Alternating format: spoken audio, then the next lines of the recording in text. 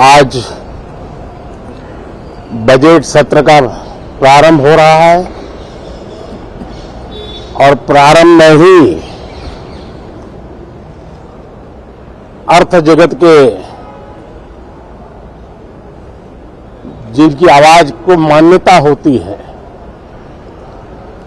वैसी आवाज चारों तरफ से सकारात्मक संदेश लेकर के आ रही है। आशा की किरण लेकर आ रही है, उमंग का आगाज लेकर के आ रही है। आज एक महत्वपूर्ण अवसर है।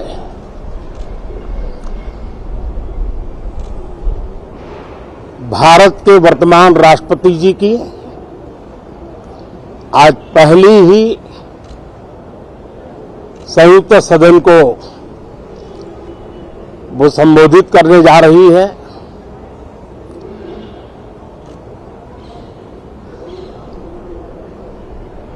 राष्ट्रपति जी का भाषण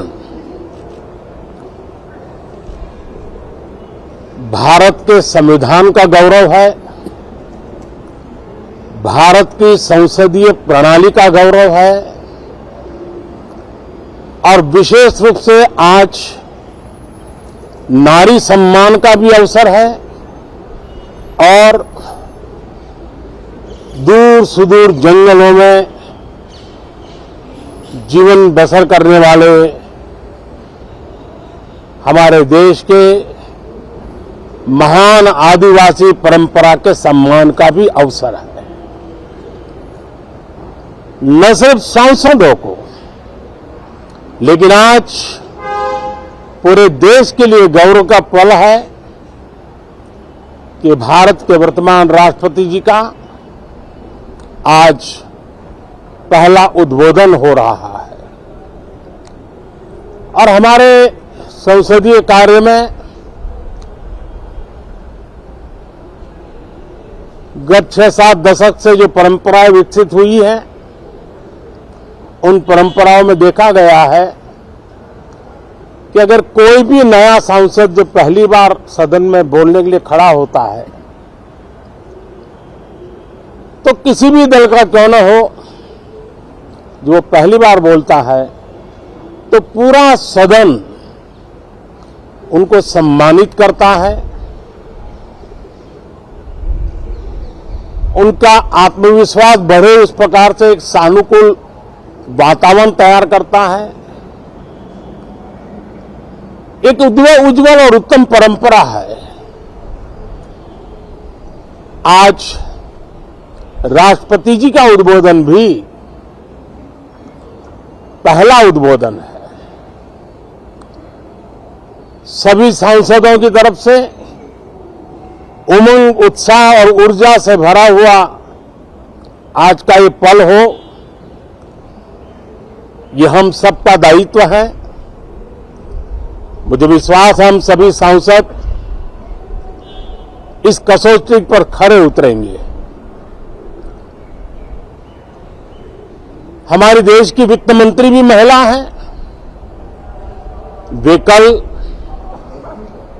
और एक बजट लेकर के देश के सामने आ रही है।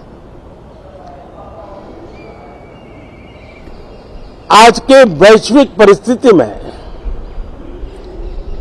भारत के बजट के तरफ न सिर्फ भारत का लेकिन पूरे विश्व का ध्यान है। डावाडोल विश्व की आर्थिक परिस्थिति में भारत का बजट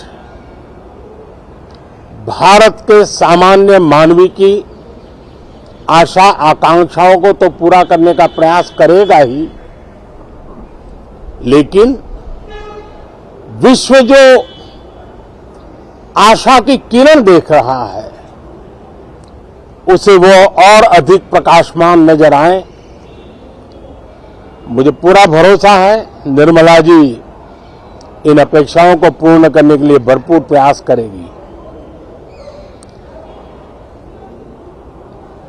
भारतीय जनता पार्टी के नेतृत्व में एनडीए सरकार, उसका एक ही मकसद रहा है, एक ही मोटो रहा है, एक ही लक्ष्य रहा है और हमारी कार्य संस्कृति के केंद्र बिंदु में भी एक ही विचार रहा है, इंडिया फर्स्ट, सिटीजन फर्स्ट। सबसे पहले देश, सबसे पहले देशवासी, उसी भावना को आगे बढ़ाते हुए ये बजट सत्र में भी तकरार भी रहेगी, लेकिन तकरीर भी तो होनी चाहिए। और मुझे विश्वास है कि हमारे विपक्ष के सभी साथी